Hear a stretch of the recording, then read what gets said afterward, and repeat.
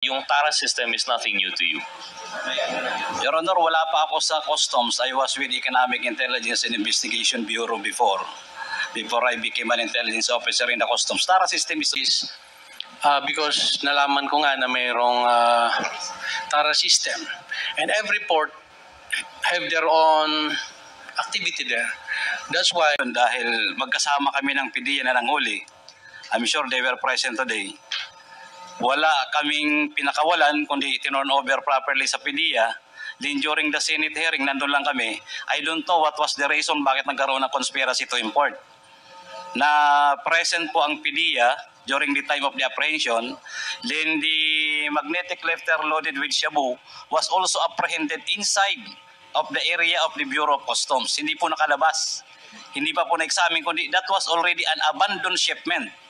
And hindi po namin makuha bakit po yung personnel ng Customs ay hindi po ginalaw, hindi nakasuhan. Bakit ko ako na isa sa mga nanghuli, ako po ang kinasuhan. Kasama po si then late Colonel Pajardo at saka si Colonel Acerto, then the rest. Ang pinaka-worst pa po noon, may umadmit pa kung sino ang may-ari ng kargamento na hinuli namin na nawawala hanggang ngayon. Hindi na makita. It was presented in the Senate. Then after na may present sa Senate, nawala yung umamin na kanya yung consignee, siya ang may-ari ng consignee. So ako na po ang hinabol ng hinabol ng dating administrasyon. And hopefully, Your Honor, we be given right and proper justice. follow up na lang.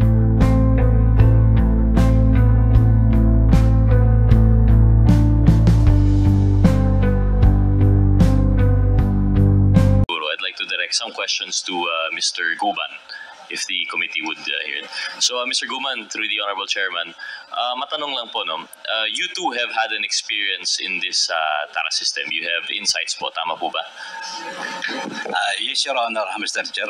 And this is stemming from your experience as, I believe you were an intel officer po ba? Or ano po yung position niyo dati? I am an intelligence officer, Your Honor. Apo. Just to give us a brighter idea, kasi alam naman po natin, in general terms, yung TARA system would be a way by means yung ating mga brokers, yung mga importers would collude with allegedly with public officers in the customs to bring in goods illegally, either through, I think there's technical smuggling and actual smuggling po, no? These are the usual crimes that would be associated with the TARA system. But I'd just like to ask po, no, because sa amin po, for example, hindi naman po kami from that industry.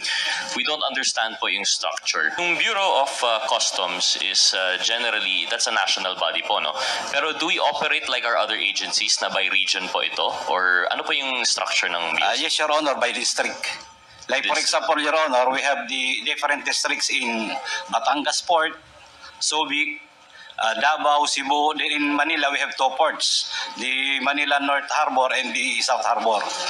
So, Mr. Guban, sorry, makat lang po. No? So, generally, ang agencies po natin, kasi nalalaman natin, for example, when we're talking about DepEd, when we're talking about DOLE, it's geographical po, no? Based on regions, generally, ang ating division. We lump cities and municipalities into provinces, provinces into regions, and regions into the national whole.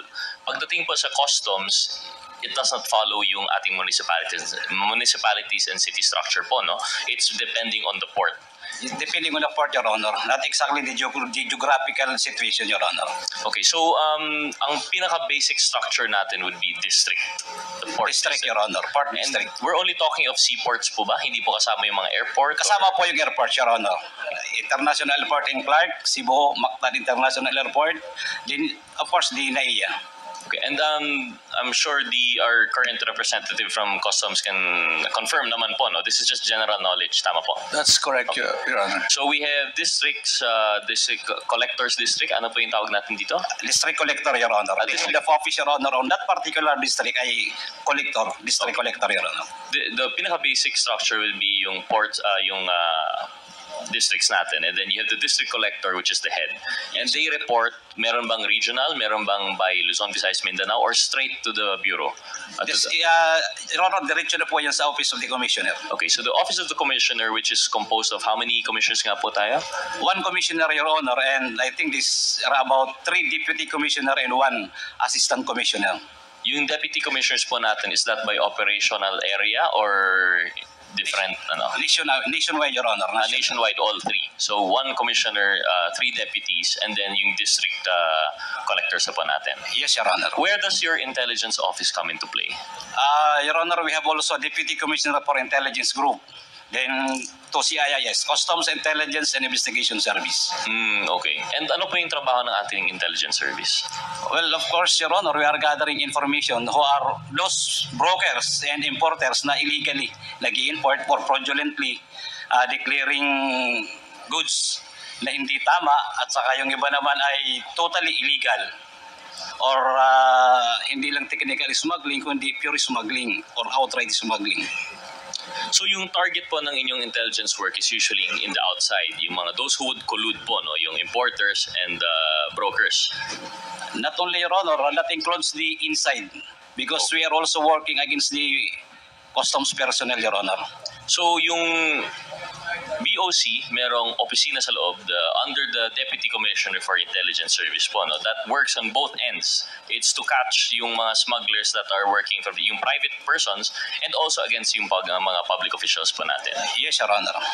And nabanggit po kanina nung ating legal officer po, no? Of course, the legal office would be more on the, in the name, legal side po, no? Pero sabi niya, tama po ba, Mr. Legal Officer of the BOC, na you mentioned wala kayong administrative case that you're aware of regarding yung TARA system?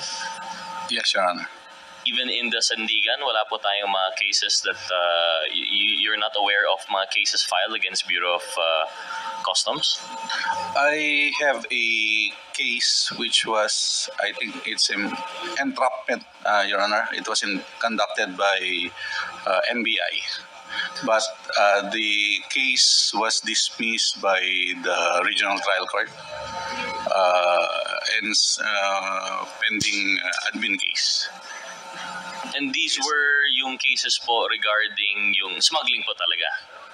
The entrapment was in relation to TARA particularly? It's a... Well, I don't know if I can discuss the circumstances, but it was a kind of a entrapment of a drop-off of a sum of money. Okay, so it's in relation to graft and corruption within the BOC. So, which should be high related because of the field of BOC that would be in the customs industry. We're talking of how the graft is related to yung smuggling and technical smuggling, tama po. That will be the natural case because what other purpose would there be bribery po, no, in the BOC if not to smuggle? That's correct.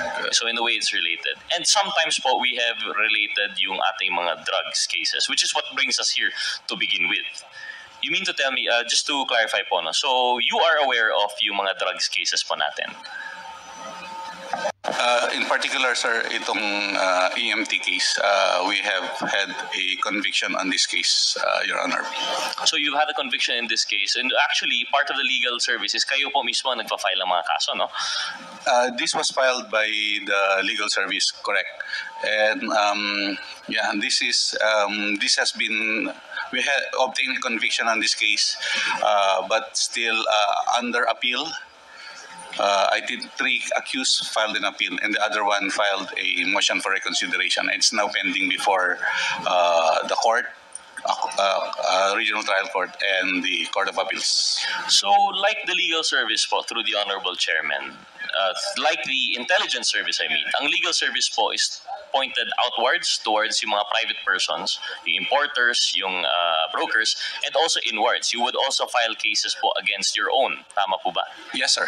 Yes, sir. So you mean to tell me po, just to confirm, in the case of Mr. Mark Taguba, in which supposedly yung sa EMT, yung with drugs are not related, and there was a mention of the TARA, you would still say na di nyo po alam na may TARA system? In the EMT case, Your Honor, it's a case of, I suppose it was a case of misdeclaration, and then it was discovered upon source outside of the Philippines, and information came in that a certain shipment contains drugs. So when they acted on that active intelligence, they were able to follow the shipment, and they were able to follow and go to the site or location and found the items, Your Honor, the crates, metal crates containing this shabu, Your Honor. But of course, since you are following this case, the allegations by Mr. Taguba that there is Tara system, that's the first time you've heard of it in your tenure in the BOC. I've heard about the Tara system that was mentioned by Taguba during the Senate inquiry on the matter. I believe I can remember that it was published, it was aired live, Your Honor. Thank you. I'll come back to that na po, or perhaps in the next hearing when hopefully si Commissioner will join us, because we want to take the input rin po of the BOC itself. But okay, we'll go back po siguro to Mr. Guban, please. With the indulgence of Chairman Acop. Mr. Guban, so going back to the question po, no, I just wanted to confirm kasi po with legal, yung organizational structure po nila. And like the intelligence service, they focus both on the outside and inside the BOC. And sa inyo naman po, intelligence service, and you were serving under, is this directly under the Deputy Commissioner for Intelligence? The CIS Director, Your Honor. Kami mga personnel po, Director po ang nakaka-under sa amin directly. And you operate nationwide po, or are you assigned per district? Per district also, Your Honors. So per district, saan ka na-assigned at your last post? During that time at the Port of Manila. Port of Manila, which is the biggest? One among the biggest, Your One Honor. among the biggest. So from your, how many years nga po yun, sir, that you mentioned? Your 17 years. Around 17 years of service in the BOC. In this BOC. was fully intelligence. Yes, Your Honor. And yung TARA system is nothing new to you. Your Honor, wala pa ako sa Customs. I was with Economic Intelligence and Investigation Bureau before I became an intelligence officer in the Customs. TARA system is already there. And it's always been the same, yung red lane, green lane, yellow lane. Before, Your Honor, wala pa yan, asikoda. I think that was during the time of Commissioner Paraino na nag-modernize, din pinalitan na ng selectivity system because of the computerization. So, I think pagkapatapos ni Commissioner Paraino, then the next commissioner, I think that was Commissioner Morales, unti-unti na po nag-modernize, digitalize na po ang custom. So, ginawa na po yung selectivity system. So, nagkaroon na po niya ng super green lane, green, yellow, red, orange. Well, Mr. Guban, through the Honorable Chairman, kasi nabanggit po earlier when it was being discovered, I think, by Congresswoman Luistro, very particular po no, yung pagbanggit ng TARA together with the expose of Mr. Taguba, na yung TARA po is in relation to the process, may green lane, yellow lane, red lane, and how it's able to ease the inflow of whether it's underdeclared or totally illegal po no, in the smuggled goods. Yun yung na-mention na process. But you mentioned time immemorial. So even before the process of red, green, yellow, even before digitalization, may TARA. What was the very concept of TARA? Kung ganun po. Your Honor, as if na mapabilis ang transaction para yung papel ay bumilis at hindi na masyado higpitan ng personnel. So that is almost the same, Your Honor, partnership. Hindi na examine ng 100%, maybe 10 or 20%. Then at the same time, wag na lumaan masyado sa x-ray. Saglit na lang, then okay na because of the TARA. Then that is also the time, Your Honor, na hindi mo na ngayon madidetect kung ano ang laman ng container, kung ano ang nasa loob. Kahit na anong indeklara nila, baliwala na po sa mga empleyado ng custom dahil connected or may TARA na. So may per container na. So whether or not the process was in relation to digital or mano-mano or kung ano man previous, merong TARA in the sense na there is influence being peddled to connect private persons to public officers to facilitate yung smuggling. Yun po yung basic na sinasabi. Yes, Your Honor, that is the very basic. But if I'm not mistaken, kayo po ba, Mr. Guban, or si Mr. Tagubay, nag-mention na may central command? Yes, there was a central command, Your Honor, pero si Mr. Taguba binanggit niya rin po yan.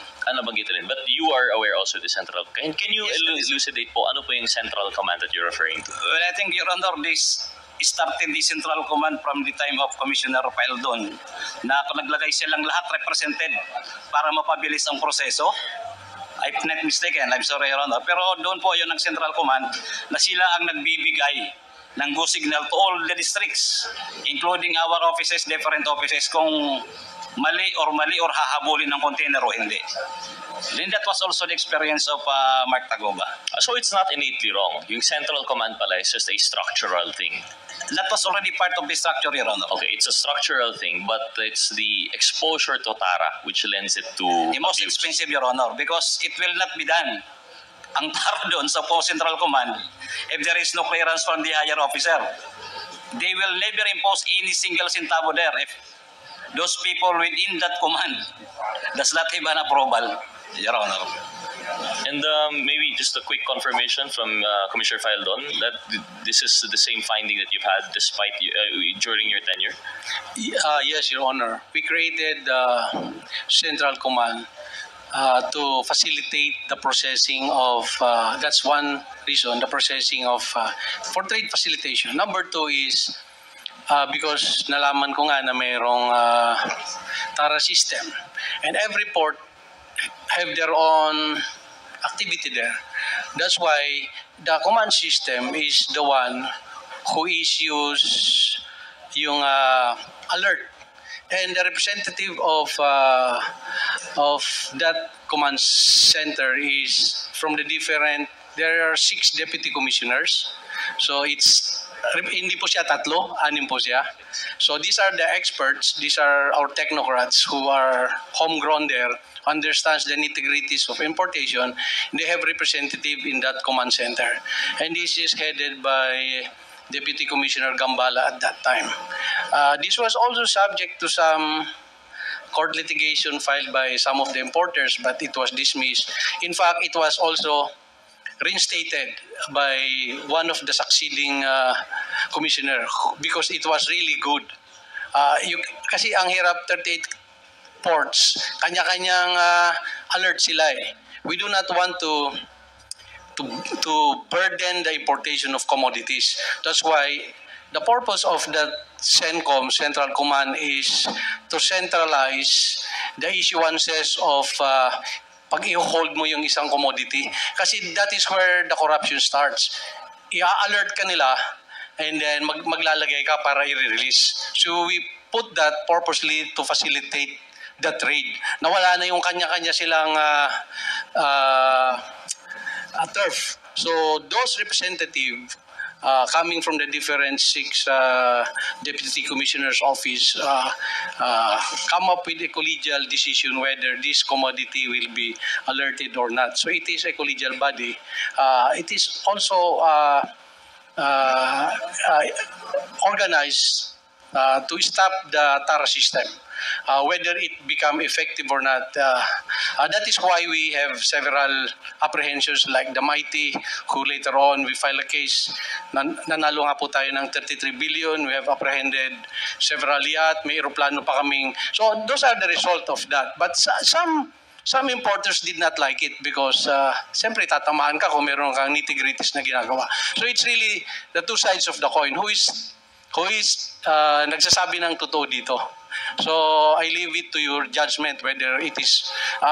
Yes, there was a case filed against it, but it was dismissed. The court find it legal and within the authority of the commissioner to put that up. That's why one of my successors instated it later on. They call it operation center, but it functions the same. So I don't see it as something that is being projected by other sectors. It was really there to facilitate the trade and to curb the TARA system, Your Honor.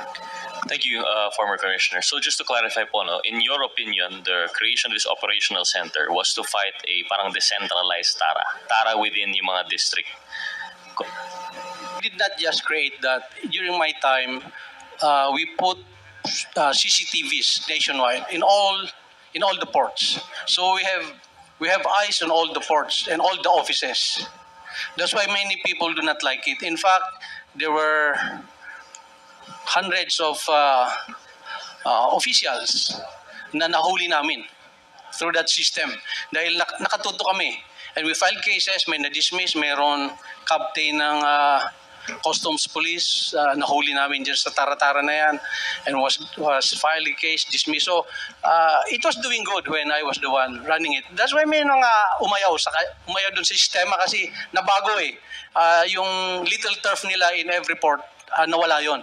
So we removed their power to issue alert. Kasi yan ang nag-uumpisa yan, i-alert kita pag di ka magbigay. So tinanggal po namin yon, naging centralized siya. Thank you, Commissioner. So at least we got your opinion na it was to combat yung mga little TARA systems nationwide. However, the allegation, I believe, of if it was Mr. Guba or Mr. Taguba is that yung naging central na rin po yung TARA. Dahil may central command, it became a smaller world where these are the only people whose palms you had to grease. Allegedly po, no? But I understand where you're coming from po, Commissioner. So with that said po, no? So we have now, although the structure is supposedly by district, naging centralized na po ito. And it reminds me of a statement that you made, Mr. Guban, yung may tinatawag kang mafia that would control the BOC. And you stand by that allegation po ba? Yes, Your Honor. And you mentioned earlier that you've served 17 years in the BOC. And TARA system has always existed. So this mafia has always existed? Yes, Your Honor. Yes, Your Honor.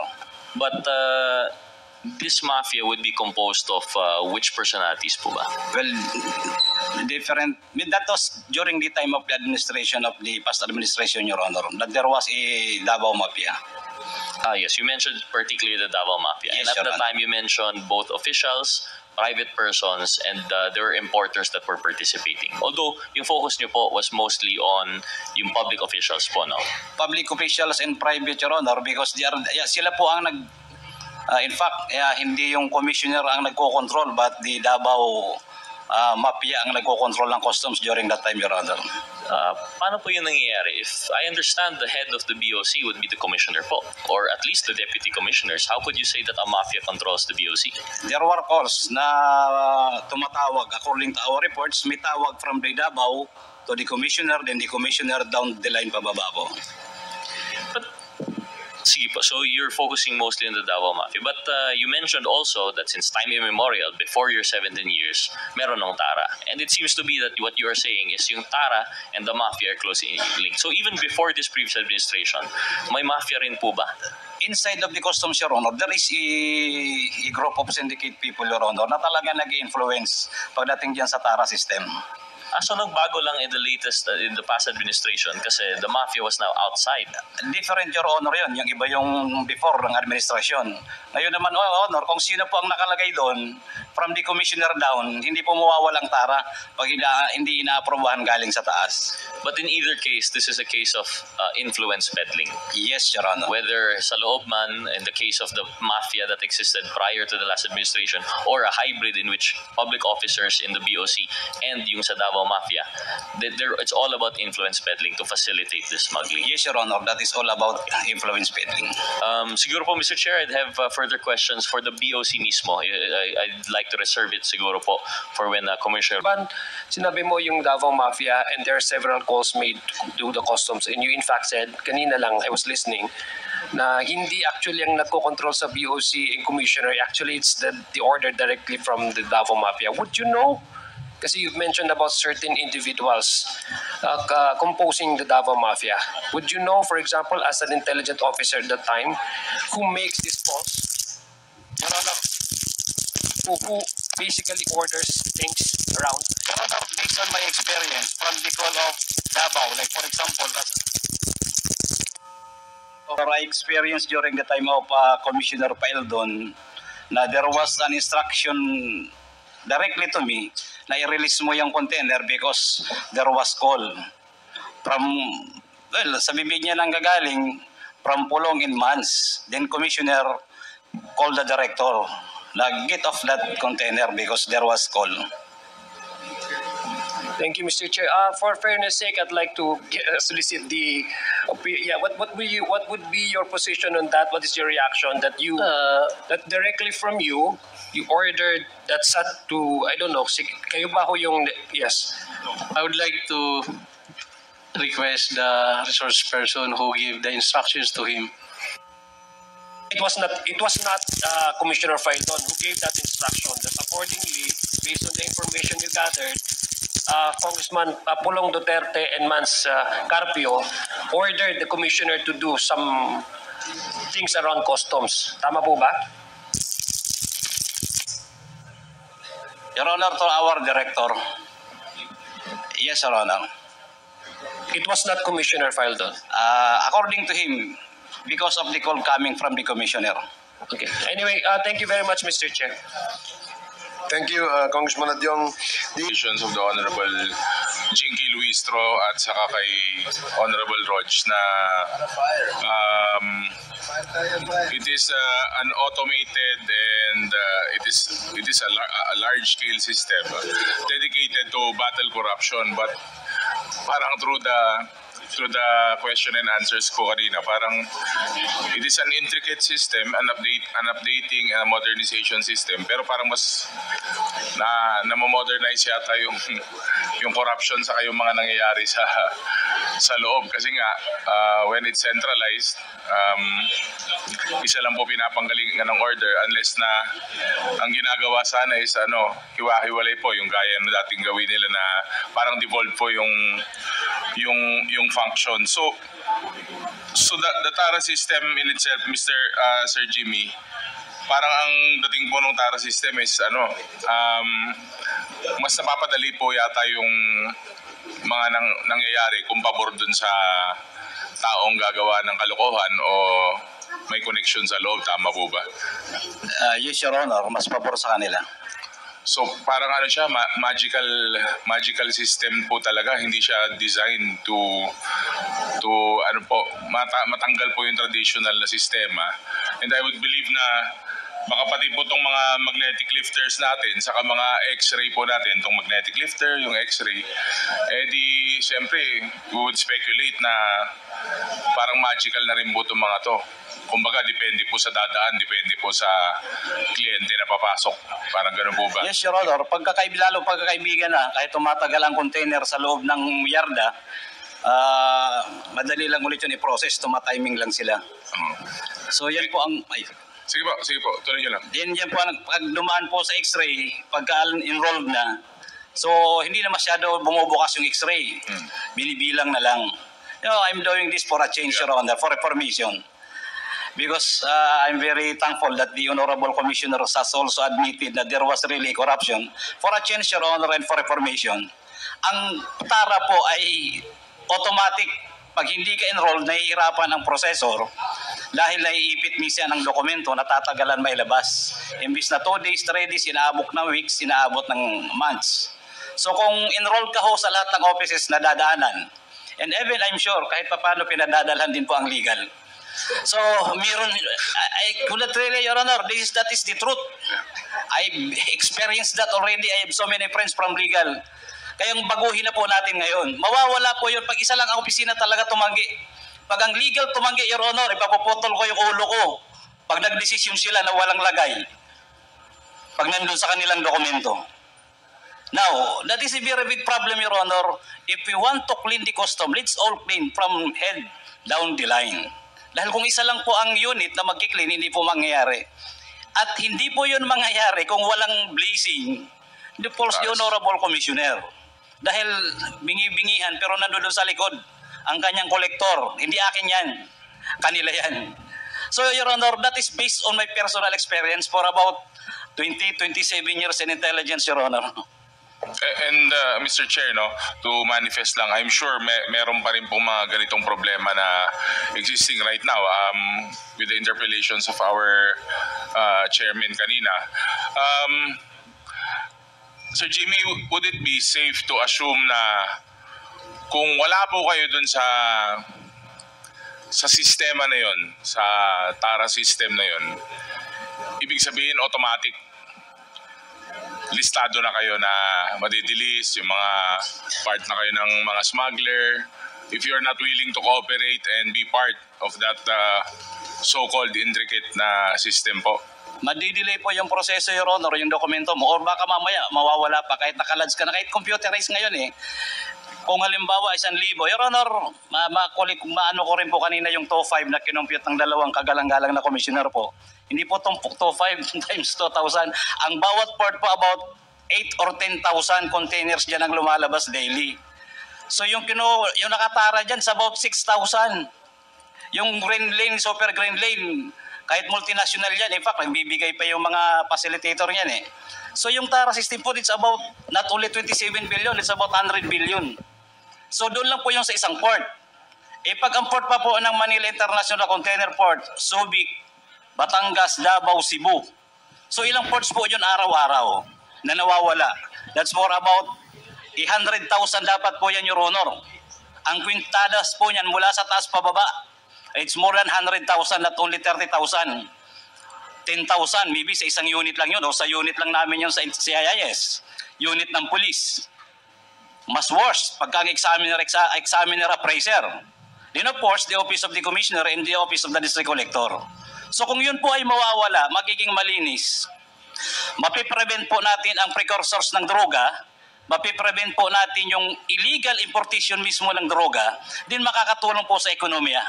In fact, pag maganda po ang management ng custom, kahit po dollar salting, matitrace natin. Then economically, will improve, Your Honors. Including the agricultural products, wala pong mawawala pag wala po yung TARA. Dahil may dagdag ko po, yung import commodity clearance ay nanggagaling po yun sa ibang agency, government agency concern. Pag mayroon na po noon, nandun na po ang bilangan ng TARA. Para po makapag-import, halimbawa bigas, bibigyan ng BPI, baril, bibigyan ng PNP. So lahat po yun kasi, all it involves money pagdating po sa customs. Sana po mawala.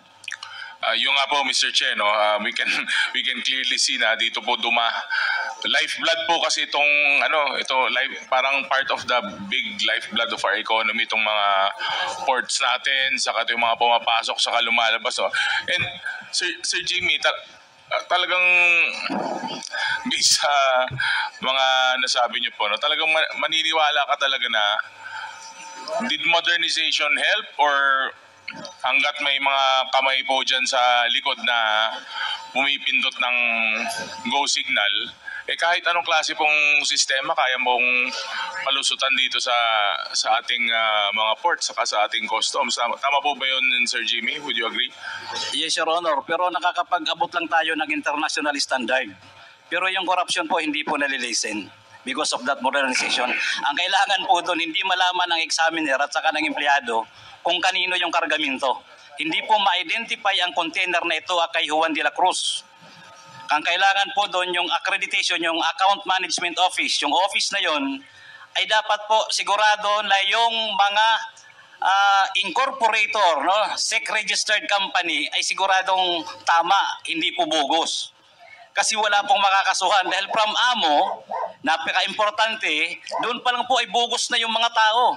So lahat po ng dokumento, kung yun ay itatama yung warehouse, itatama po yung address, wala pong makakalusot na smuggling. Ngayon, pagdating po sa import permit, manggagaling po yun kung saan concerned agency. So mawawala po yun. Now, ang kailangan po, hindi alam yung amo ng examiner at hindi rin alam ng examiner kung kaninong consignee para po mawala yung tarahan nila, gulo. Then at the same time, Your Honor, the examiner must be reassigned 2 or 3 months from the Port of Manila to Port of Batangas and the other ports para hindi po ma-identify kung anong produkto ang meron doon. Your Honor, there must also be a pre-inspection coming from the port of origin. Kasi hindi naman po yan makakalusot eh. Doon po sa bill of lading, yan ang kontrata ng importer, exporter. Nandun na po yung goods. Pag nagkamali po doon sa pagdeklara, ibig sabihin may kasabwat galing sa port of origin. Your Honor, the same with my case in the case of Mr. Taguba. Galing po sa port of origin, alam na yun kung sino nun ang nag-export. So, hindi po makakalusot ang smuggling, Your Honor. Ang mayroong pre-inspection representative, lalo na po kung mayroon din ang government ng particular bansa or country na mag-certify na yun ay tama, na importation, tama ang deklarasyon. At hindi po alam ng examiner at ang intelligence operative ng police, kahit po ang deputy commissioner, isa lang po dapat ang nakakaalam sa concerned product, kung ano ang product. And again, Your Honor, doon po sa amo, nandoon po yung importable materials. Kung ano po yung naka-accredit sa amo, account management office, yun lang dapat ang import. Kasi nakalagay po yun doon bago po aprobahan ng amo. kung ang amo po ay under ng intelligence or under ng Office of the Commissioner, dapat po nire-review. Yung po ba na ini-import ng isang consignee ay nandoon sa inaprobahan according doon sa AMO accreditation. If it is not, wala po doon, Your Honor, ay dapat wag na ipayagan. Kahit to general merchandise. Pag nag-i-inspect po ako niya, pinag-define ko kung anong klaseng general merchandise. Kung yan ba ay shoes na swelas lang, yan ba ay kettle na So yan po, Your Honor, ay power po yan ng customs. Wala pong magkakaroon ng smuggling kung lahat po yun ay tatama. So with that statement, Mr. Chair, Ginong Jimmy, nung paparating na po yung shipment na from Indonesia is, syempre alam na po nung incoming na may shabu po yung shipment na yun. Tama po ba? Your Honor, yung pre-shipment, ang customs po bago dumating ang kargamento, may dokumento na. Meron na po kaming advance foreign manifest. I'm sure the district collector, the Office of the Commissioner, even sa aming opisina po, meron na kaming advance. Hindi pa ho dumarating yung barko, may dokumento na kami kung ano deklarasyon ng doon. So pag kami declared po, hindi malalaman. Pero po galing po doon sa port of origin, alam na po yun kung ano ang laman ng barko. Anong laman ng container rather. Kung anong laman ng container.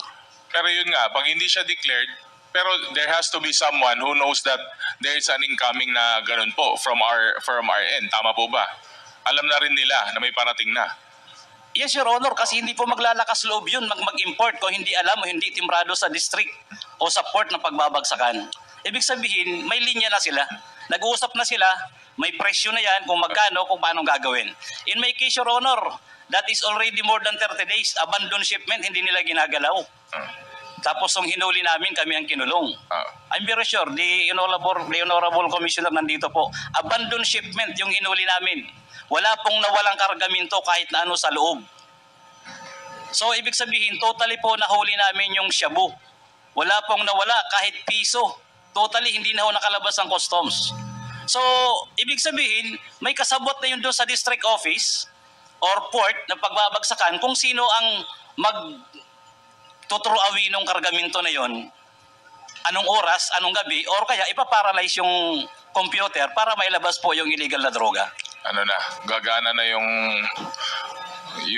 Tara, yung magic lifter, saka yung mga magic x-ray, no? Yes, Sir Jimmy. Opo. Mr. Chair, for a few questions na lang po. What has the BOC done? Kasi naging malaking issue to eh. So what are they doing now na para hindi po mangyari ulit to, mabawasan o what has been their moves, kumbaga ano pong ginagawa nila para i-improve yung system, totally matanggal na o malesen man lang po yung mga ganitong problema natin, Mr. Chair. Anyone from the BOC can answer.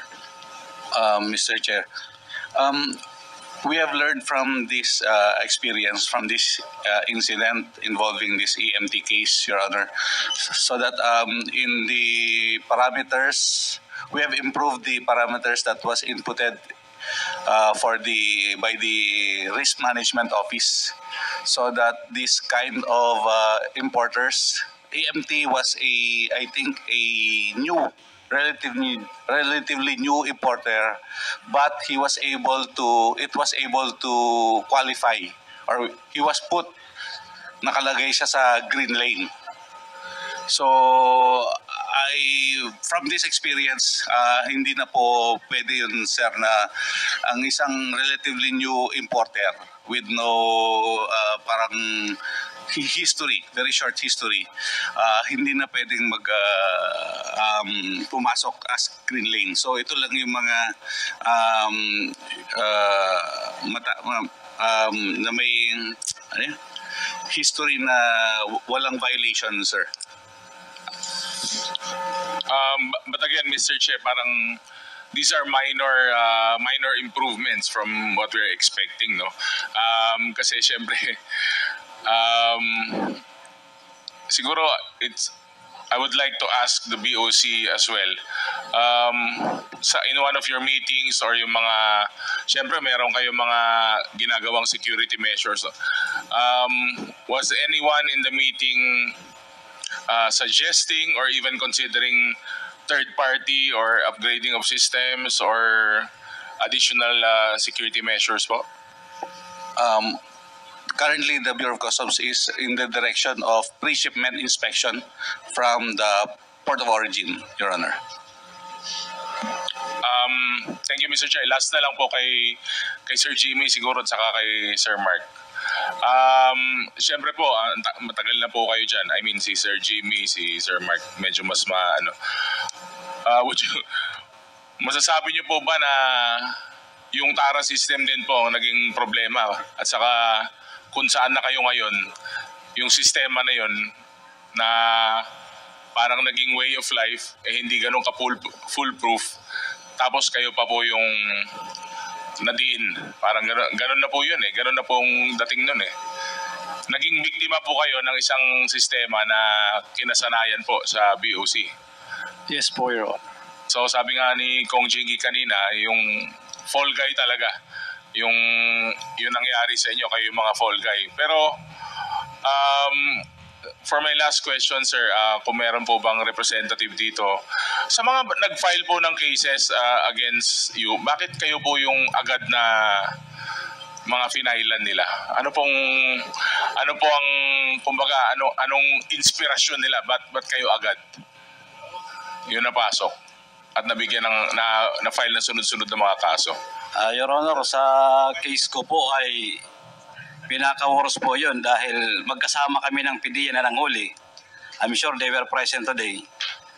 Wala kaming pinakawalan kundi tinorn over properly sa PDEA. Then during the Senate hearing, nandun lang kami. I don't know what was the reason bakit nagkaroon ng conspiracy to import. Na present po ang PDEA during the time of the apprehension. Then the magnetic lifter loaded with shabu was also apprehended inside of the area of the Bureau of Customs. Hindi po nakalabas.